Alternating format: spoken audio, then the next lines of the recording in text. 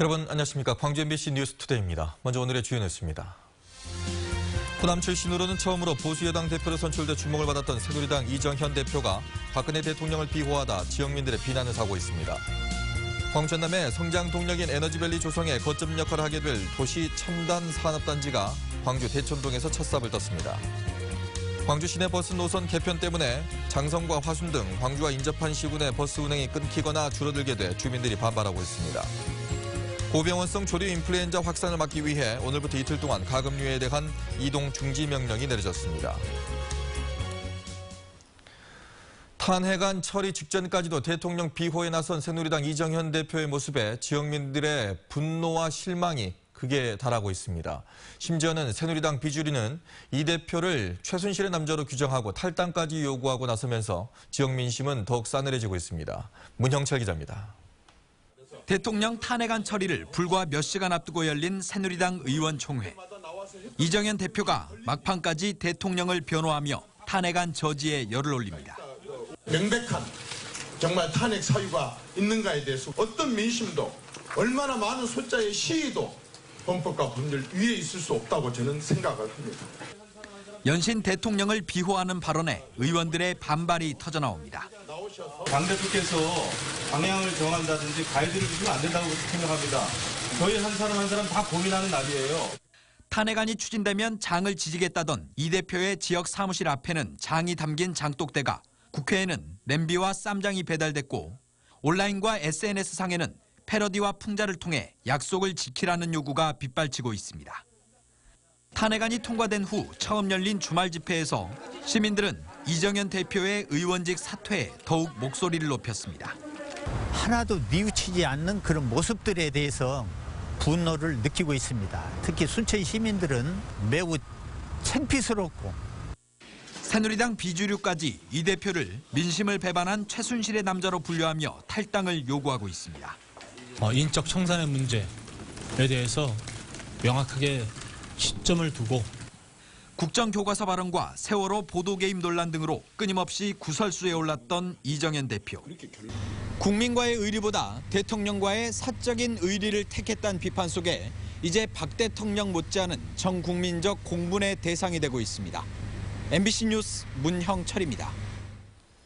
광주시와 5개 구청에 이어서 광주교육청에도 박근혜 즉각 퇴진과 국정 역사교과서 폐기를 촉구하는 대형 현수막이 내걸렸습니다. 박근혜 퇴진 현수막은 공무원노조 광주교육청 지부와 전교조, 비정규직 노조가 역사교과서 폐기는 광주시 교육청 명의로 제작돼 내걸렸습니다. 한편 광주 공무원노조는 대통령 퇴진 현수막을 철거하라고 공문을 보낸 행자부를 규탄하며 즉각 해체하라고 촉구했습니다. 고병원성 조류 인플루엔자 확산을 막기 위해서 오늘부터 이틀 동안 가금류 등에 대한 이동 중지 명령이 내려졌습니다. 전라남도는 오늘 새벽부터 내일까지 48시간 동안 가금류 축산 농장에 축산 관련 종사자와 차량의 출입이 금지되고 축산 작업장에도 이동이 금지된다고 밝혔습니다. 부득이하게 이동이 필요할 경우에는 소독 등 필요한 방역 조치를 한 뒤에 관할 지역 동물위생시험소에 신청해 승인을 받아야 이동이 가능합니다. 전남도는 공동방재단을 꾸려 주요 도로와 방역 취약지에 대한 일제 소독을 실시할 계획입니다. 오늘도 겨울치고는 포근한 날씨가 이어지겠습니다. 다만 현재 안개가 짙게 끼어 있는데요. 나주와 화순, 보성 등 전남 10개 시군에서는 안개주의보가 내려져 있습니다. 평소보다 가시거리가 3분의 1에도 미치지 못하니까요. 출근길 안전운전 하셔야겠습니다. 또 아침부터 종일 미세먼지 농도가 한때 나쁨 수준 보이겠습니다. 출근길 마스크 착용하시기 바랍니다. 오늘 광주의 낮 최고 기온은 11도로 어제만큼 온화한 날씨 이어지겠습니다. 다만 남해안을 중심으로 5mm 미만의 비가 낮에 살짝 내리겠습니다. 내일은 광주의 아침 기온 0도로 뚝 떨어지겠고 낮 기온도 6도로 추위가 몰려오겠습니다. 추위 대비 든든히 하시기 바랍니다. 현재 기온 보시면 대부분 지역 3도 안팎을 보이고 있고요. 영광과 장성이 10도, 담양과 화순이 11도로 예상됩니다. 전남 대부분 지역 어제와 비슷하거나 1도가량 낮겠습니다. 곡성과 구례가 11도, 보성도 11도로 예상됩니다. 날씨였습니다. 에너지밸리의 성공을 견인할 국가산업단지가 광주 남구에 조성되기 시작했습니다. 지역 경제 활성화와 일자리 창출이 기대되는데 비슷한 성격의 나주 혁신산단은 긴장하고 있습니다. 정용호 기자입니다.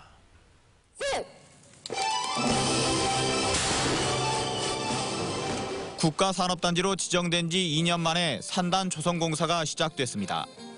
2019년까지 1,400억 원이 투입돼 축구장 70배 크기인 51만 제곱미터 규모로 조성됩니다.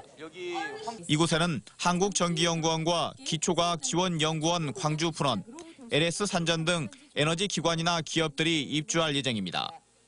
관련 기업들의 신기술 창출과 사업화로 이어져서 1조 원의 부가가치와 5천여 개의 일자리를 창출할 것으로 예상됩니다. 바로 옆에 국가산단의 2.3배 규모로 추진되고 있는 지방산업단지마저 완공되면 광주 남구에는 명실공히 에너지 첨단 클러스터가 구축됩니다.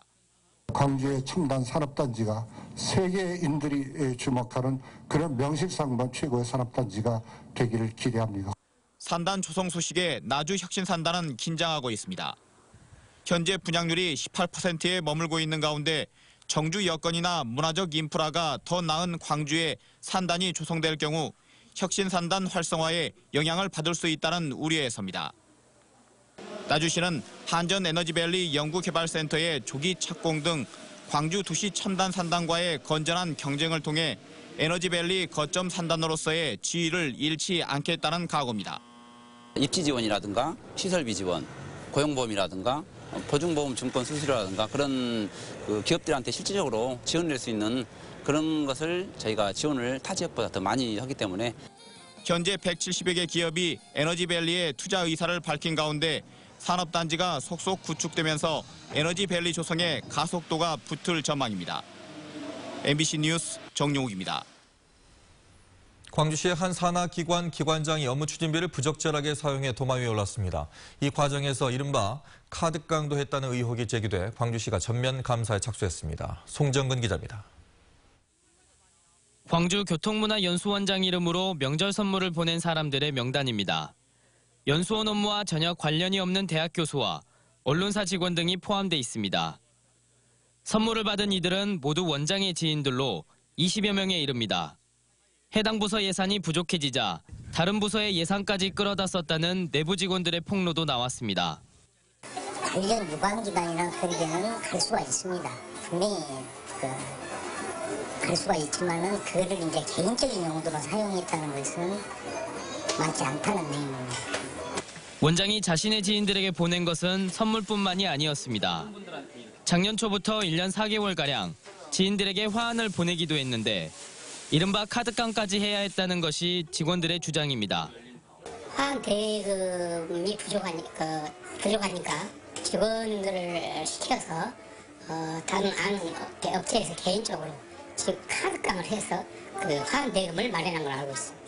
이에 대해 연수원장은 연수원 예산으로 지인들에게 명절 선물 등을 보낸 것은 사실이라면서도 선물비와 화환비는 이후 자비로 결제했다고 해명했습니다. 제 이름 보낸 것들에 대해서 제가 비용을 부담했겠죠. 일부 연수원장 이름 보낸 것도 제가 비용을 부담한 것도 있다는 얘기예요. 하지만 취재진이 증빙 서류를 요구하자 시감사가 진행 중이라며 내놓지 않았습니다. 연수원은 절도와 보안을 이유로 최근 사무실에 CCTV를 설치했는데 직원들은 내부 고발자를 찾기 위한 조치로 보인다며 반발하고 있습니다.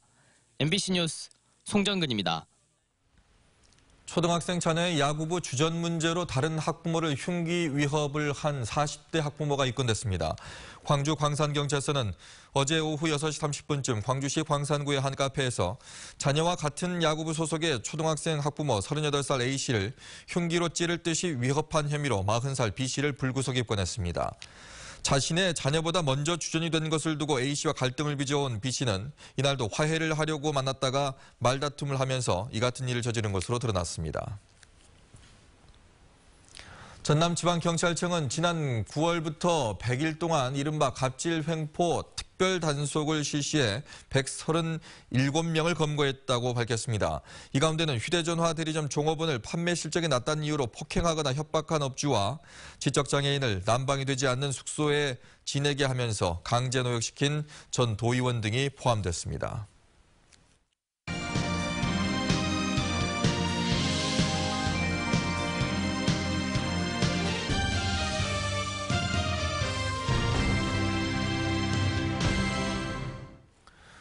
광주 시내버스 노선 개편으로 광주 인근 시군 주민들이 큰 불편을 겪게 됐습니다. 시군을 연결하는 버스 노선이 끊길 예정이어서 광주로 통학을 하거나 출퇴근하는 교통약자의 발이 묶일 가능성이 높아졌습니다. 이계상 기자입니다. 장성 남면과 진원면, 삼서면 등의 주민 대표들이 현수막을 들고 집단 반발을 하고 나섰습니다. 이들은 광주와 장성 경계 지역을 연결하는 시내버스 노선을 단축 운행하겠다는 광주시의 계획을 철회하라고 요구했습니다. 계획을 즉각 철회하라! 철회하라! 철회하라! 철회하라! 광주와 장성으로 가는 광주 시내버스는 현재 3개 노선이 운행되고 있는데 광주로 학교를 다니는 학생들과 광주권 병원 등 편익시설을 이용하는 노인들은 이 노선이 끊길 경우 발이 묶이게 될 상황입니다. 노인들은 완전히 서민의 발입니다. 지금 시내버스가. 근데 이게 중단되면 이거 움직일 수가 없는 상태가 되는 거예요. 이 같은 주민 불편에도 불구하고 광주시는 내년 2월부터 버스 노선을 단축하거나 중단하겠다는 방침을 세웠습니다. 개편 대상은 나주와 화순, 담양, 장성 등 4개 시군을 잇는 10개 노선에 이릅니다. 이용객들의 반발이 예상됐지만 광주시는 해당 시군이 해결할 일이라고 선을 그었습니다. 대중교통은 시군에서 책임져야 할 부분들이고 또 충분히 그 농어촌 버스들이 인근 시군에서 조금만 한다 그러면 충분히 불편함이 없이 운행할 수 있어요. 광주 시내버스 노선 개편과 관련해서 해당 주민들의 의견을 수렴하는 절차는 전혀 진행되지 않았습니다. 광주시는 인접 6개 시군과 빛고울 생활권 협의회를 꾸려 상생을 외치고 있지만 정작 도움이 필요할 땐 외면하는 것 아니냐는 비판이 일고 있습니다. MBC 뉴스 이계상입니다. 추운 겨울 우리 주위에는 다양한 방법으로 나눔을 실천하는 사람들이 많습니다. 학생들이 직접 만든 빵을 팔아서 독거노인들을 돕는가 하면 노후된 집을 허물고 새로운 보금자리를 제공하는 봉사단체도 있습니다. 김종태 기자입니다. 10여 명의 여고생들이 능숙한 손놀림으로 빵을 만들고 있습니다. 직접 밀가루를 반죽해 오븐에서 구워내면 금세 맛있는 빵으로 완성됩니다. 학생들은 제과제빵 동아리 친구들로 방과 후 활동 시간을 활용해 빵을 만들어 교내에서 판매했습니다. 올해 빵 판매로 모인 수익금만 300여만 원. 이 돈은 쌀을 구입해 어려운 독거노인들을 돕는 데 쓰고 있습니다. 끼니를 때우기도 힘든 노인들에게 전달된 쌀은 더 없는 고마움으로 다가옵니다. 친구들과 재미있게 빵을 만들면서 적은 수익이었지만 어려운 이웃을 돕게 되어서 참 보람있었고 내년에도 이 동아리를 또 들어가서 어려운 이웃을 또 도와주고 싶습니다. 한적한 시골 마을에 깨끗하고 아담한 새 집이 들어섰습니다. 86살 김순심 할머니는 금세라도 허물어져 갈 것 같던 옛집 대신 새로운 보금자리를 얻어 마냥 즐겁습니다. 봉사단체가 십시일반 모은 3천여만 원을 김 할머니를 위한 집 짓기에 선뜻 내놓은 것입니다. 이 추운 겨울을 어떻게 보낼까 이런 생각을 하게 되니까 지어줄 수밖에 없는 이런 입장이라 지어드리고 보니까 참으로 저희들이 보람있고 앞으로도 이런 일을 더 많이 해야겠다 이런 생각이 더욱더 들었습니다. 예. 여수산단 직원들은 올해로 7년째 사랑의 김장 나누기 행사를 벌이고 있습니다. 정성스럽게 담근 김치는 주위의 생활이 어려운 복지시설에 전달됩니다. 단순한 금품 대신 김장김치로 사랑을 나누는 단체만 올 연말 여수 지역에서 20여 군데가 넘습니다. 추운 연말 어려운 이웃을 돕기 위한 형식과 방법은 각기 다릅니다. 하지만 이웃을 생각하는 따뜻한 마음만은 모두가 한결같습니다. MBC 뉴스 김종태입니다.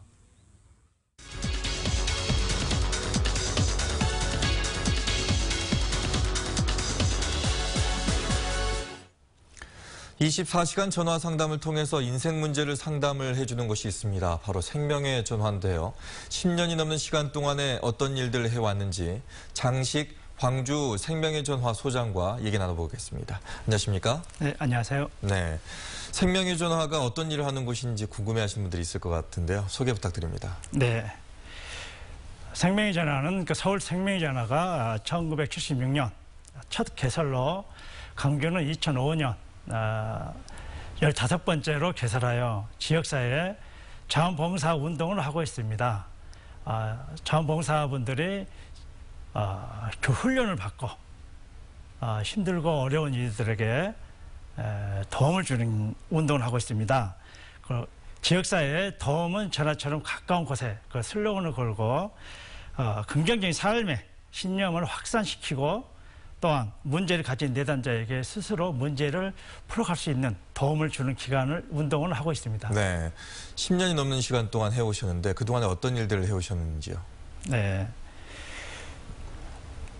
보통 하루에 한 20건 정도의 통화가 이루어지고 있습니다. 그중에 이제 보람이라 할까요?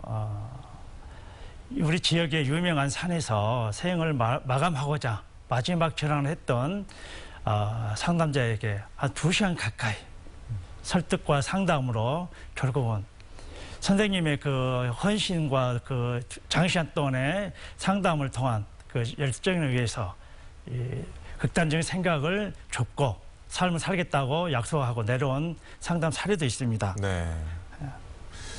자, 그리고 뭐 타지에서 전화를 해오신 분들도 많다고 들었습니다. 그런 경우는 어떤 경우인가요? 네. 타 지역에서 전화는 생명의 전화가 19곳이 있습니다. 네. 이것저것 전화를 해보고 그래도 강주에 어떤 상담 선생님이 전화를 나에게 쏙 맞게 해주시더라. 그래서 그 상담자를 찾는 내담자도 있습니다. 전화자가 있습니다. 그렇군요. 자신의 마음을 좀 이해해 주시는 상담사에게 직접 전화를 하는 경우도 있군요. 네, 그러죠. 네. 자, 그래서 그런지 광주가 3년 연속 자살률이 지금 광역시 중에서는 최저거든요. 그래도 없다고는 볼 수가 없는데 예방이 무엇보다 중요할 것 같습니다. 어떻습니까? 네, 그러죠. 자살률 광역시 중 강주광역시가 최하위를 연속 달리고 있습니다. 물론 광주시와 교육청, 산하기관 단체에서 노력한 결과물이겠죠. 그리고 강주 시민들의 생명 존중 인식이 굉장히 높게 개선됐기 때문이라고 보고 있습니다. 2015년에 국제 안전도시 강주가 공인을 받았어요. 네. 또한 예방을 하기 위해서는 우리 모두가 관심을 갖고 배려이면 가능합니다.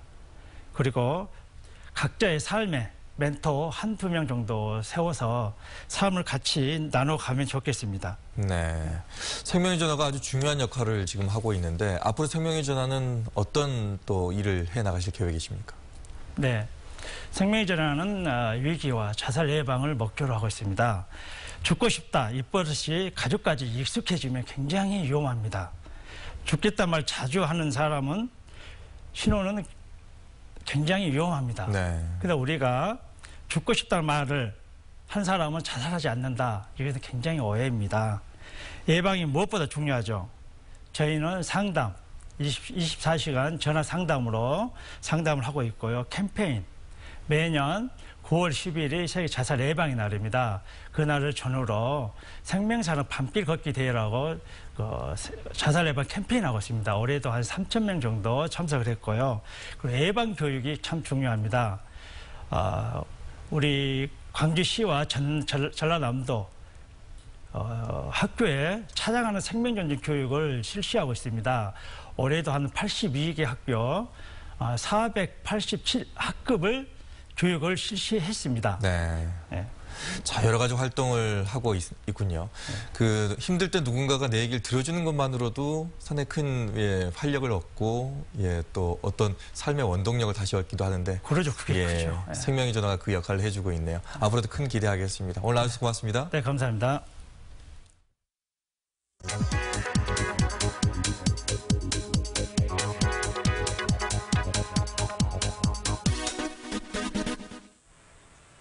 광주 시민의 건강을 가장 위협하는 요소는 무엇일까요? 바로 직장 스트레스와 우울감이었습니다. 시민 10명 중 8명 정도가 이렇게 엇비슷한 비율로요. 직장 스트레스나 우울감을 느끼고 있는 것으로 조사가 됐습니다. 전국에서 2번째로 높은 비율입니다. 그래서일까요? 광주 지역의 사망 원인 1위는 암이었습니다. 1990년 15%에서 지난해 27.5%로 암으로 사망하는 사람이 이렇게 늘고 있는 추세입니다. 특히 같은 기간 직장과 항문암 사망자 비중이 가장 크게 늘었고요. 폐렴과 자살 사망자 또한 크게 증가했습니다. 그럼에도 광주 시민 가운데 주 5일 이상 하루에 30분 이상 걷고 있는 사람은 절반이 채 되지 않았습니다. 전국에서 2번째로 잘 걷지 않았습니다. 시민 10명 가운데 3.5명은 아침 식사를 거르고 있었는데요. 그나마 다행인 건 건강 상태를 확인하기 위해 건강검진을 받는 시민이 늘고 있다는 겁니다. 카드뉴스였습니다.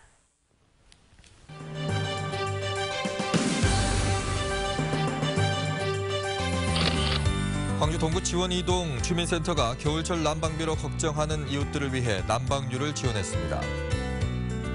광주 서구가 사회적 기업 협의회와 함께 생신을 맞으신 독거 어르신을 초청해 잔치를 열었습니다. 광산구 삼도동 주민들이 마을에 휴식 공간을 마련하기 위해 일일 찻집을 운영했습니다. 나주시 건강가정 다문화가족 지원센터가 결혼 이주 여성과 다문화 가족을 초대해 송년 한마당 행사를 개최했습니다. 다음은 희망 2017 나눔 캠페인에 성금을 보내주신 분들입니다. 광주 남구 봉선 2동 라인 2, 3차 아파트 주민이 102만 원, 광주 서구 서창동 9통 주민이 20만 원, 서창동 18동 주민이 7만 9천 원, 전남 화순군 청소년 방과후 아카데미에서 104만 5천 원, 화순읍 서태리 1구 주민이 16만 원을 보내주셨습니다. 화순읍 앵남리 2구 주민이 8만 원, 일심리 2구 주민이 6만 8천 원, 삼천리 3구 주민이 6만 8천 원, 동구리 주민이 5만 2천 원, 도안면 호암 1구 주민이 15만 원을 보내주셨습니다. 도안면 원천 3구 주민이 23만 원, 용강 3구 주민이 23만 원, 등광리 주민 27만 5천 원, 정천리 주민이 49만 3천 원, 덕곡 1구 주민이 25만 원을 보내주셨고 효산 2구 주민이 30만 원, 한계마을 주민이 55만 원, 한천면 동산마을 주민이 42만 원, 가옥마을 주민이 19만 3천 원, 전남 나주시 이창동 5통 주민이 18만 5천 원을 보내주셨습니다. 이창동 20통 주민이 7만 8천 원, 늘푸른 약국 봉정우 씨가 10만 원, 전남 구례군 구례읍 새마을 분여회에서 30만 원, 지리산 휴가영농조합법인에서 10만 원, 구례읍 백년 여성경로당에서 10만 원을 보내주셨고 전남 장성군 장성읍 덕진 1구 주민이 5만 원, 덕진 1리 주민이 7만 원, 상호 1리 주민이 17만 원, 상호 3리 주민이 20만 원, 용강리 주민이 5만 원을 보내주셨습니다. 성금을 보내주셔서 감사드립니다. 오늘도 겨울치고는 포근한 날씨가 이어지겠습니다. 다만 현재 안개가 많이 끼어 있는데요. 나주와 보성, 화순 등 전남 10개 시군에서는 안개주의보 내려져 있습니다.